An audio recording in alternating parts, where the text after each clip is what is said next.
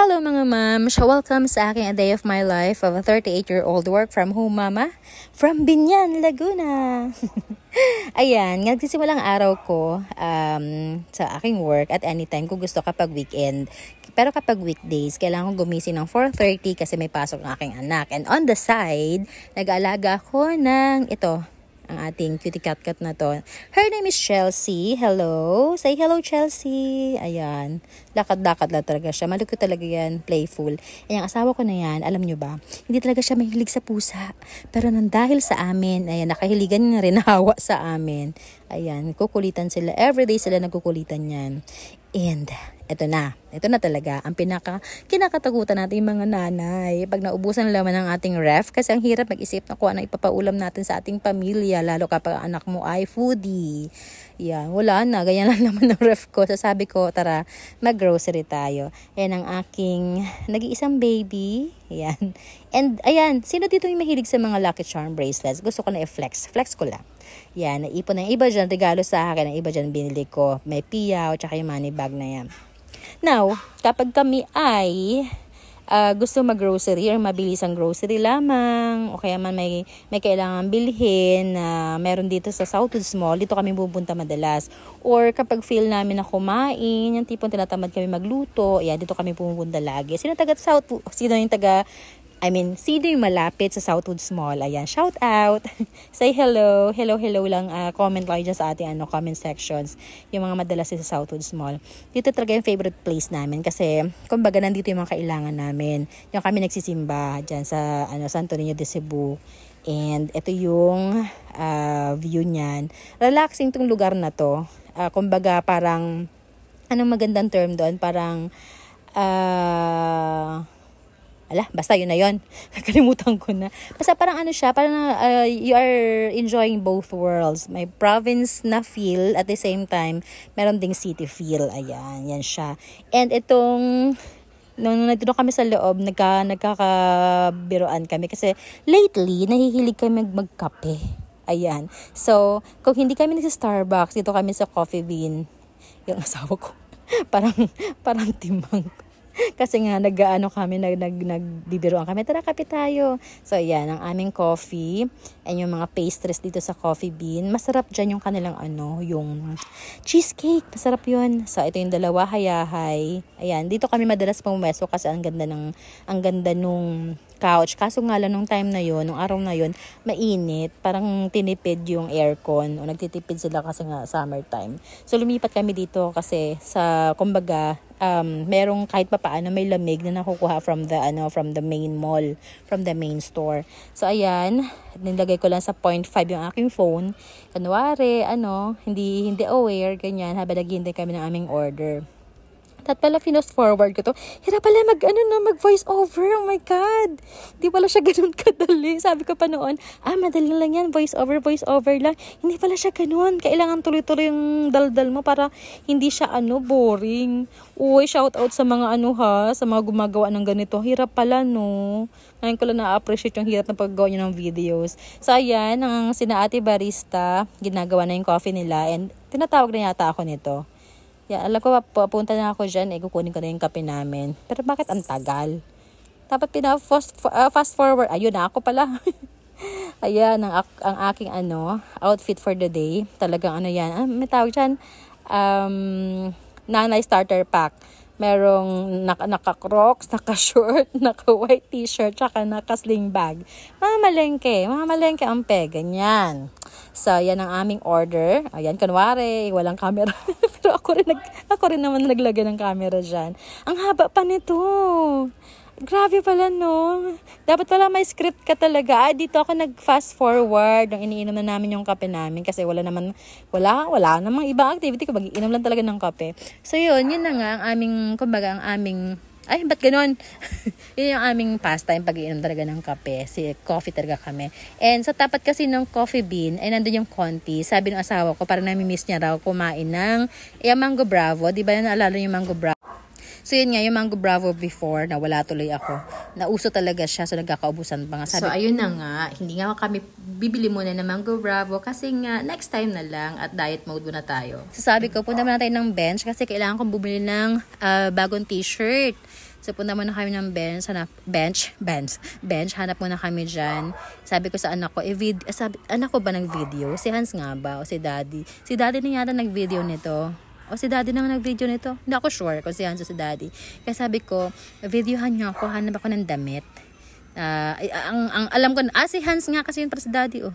Kasi, isa lang naman ang gusto kong damit. Yan, hindi suot ko na white na yan. Bench yan. Yun ang talagang gusto kong binibili sa bench. Kasi ang comfy ng tela niyan. Kahit summer, okay lang. Ang malamig sa katawan. And naka-ano yan, 2,4,545. Yan, pipili ka lang talaga. Lahat pala, fast forward ko. Wala na ako maisip sabihin. Ang hirap pala mag-a day of my life, no? Yeah, ito yung bench dito sa Southwoods Mall. Marami naman kayong mga dito mapipili. I mean, marami silang choices na magugustuhan nyo, mga pang-gift, ganyan. Syempre, bench yan. Yan, o, diba? O, ganyan, halos pareho lang talaga yung damit ko. Yan, naghanap lang ako ng size na para sa akin. And, tinanong ko kay Hans kung ano pa yung color na bagay sa akin. And ito nga, itong bubble gum na yan, ito yung mga cologne natin nung high school. And may isa pa. Meron pa ako isa pang cologne na gustong-gusto.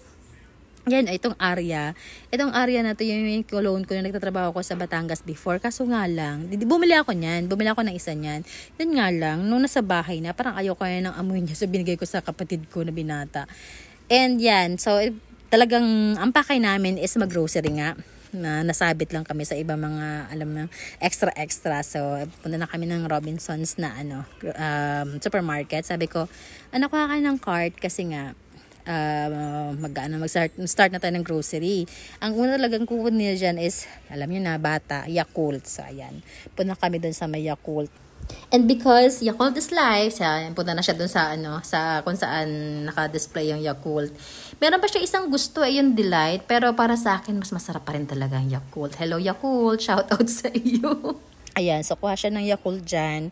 And, hindi ko na maalala kung ano pa mga pinagkukuha niya dyan eh. Tinatanong niya pa ako kung ilan daw ba ang kukunin niyang Yakult. Sabi ko, 2 lang. Okay na yun, hati-hati na lang tayo.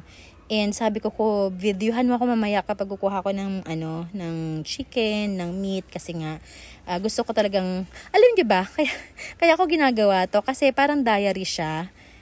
Ay, alam niyo naman, sa panahon na digital na lahat. So, wala na tayong hindi na uso yung mga yung CD, binurburn sa CD, lahat naka-upload na sa mga social media. So, ito na pinakang diary ko para at least mababalikan ko kung ano yung mga nangyari ng mga nakaraang araw, nakaraang buwan, nakaraang linggo, ganon. Kahit anong itsura ko dyan, okay lang. Kahit mukha ko dyan 38 na yan, no? 38, no? Mukha na akong 50 dyan. Okay lang yan.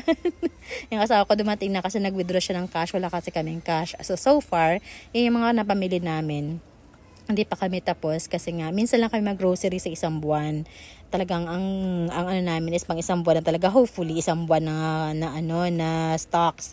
Hindi nagbawas na rin kasi kami ng mga pagkain ng kung ano-ano maliban sa mga pambaon nga kasi ang hirap kasi mag-isip ng mga pambaon talaga lalo pag sa mga bata. Pero to be honest, nililimit ko na rin talaga yung mga frozen. Ngayon lang ulit kami nag-frozen kasi nga nahirapan ako mag-isip. Pero last month, wala kaming frozen halos. Ang frozen na namin is yung Viga, yung vegetarian na na mga processed, yung unmeat, puro gulay lang, yung sausage nila. Alam ko, bumili din ako niyan eh. Sabi ko kay Daddy, i-video mo nga ako. Nung una, hindi pala niya na-play. Take 2 na yan. Take 2 na yan. So, pili-pili. Ang gusto ko talaga is yung Pampangas Best. May hinahanap akong Pampangas Best and wala akong makita eh.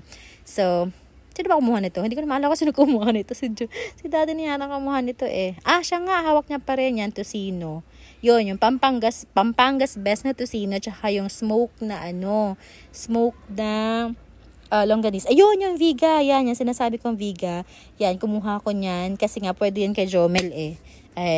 As you all know, or sa mga hindi nakakaalam, si Jomel po, yung asawa ko, ay merong kidney problem. So, nililimit namin yung mga protein talaga na kinakain niya. Ayan. So, madami na. Mag-check out na kami nito. Ay, grabe. Nakakapagod pala. So, yan ang total bill namin. Naka almost 7K din kami. Pag-uwi ng bahay, back to Chelsea na makulit. Kulit, no? Ayan, nanghingin pagkain yan, kaya ganyan tsura niyan. So, ngayon, na siya, pinurga ko na yan. So, may lumabas naman ng mga parasite, mga 3 yata. And hopefully, maging okay na siya. Na ko na rin siya. Dumating kasi to sa akin, may kuto. Natanggal ko na yung mga kuto niya. So, ayan, okay na rin siya. Binilang ko siya ng ganyang laruan.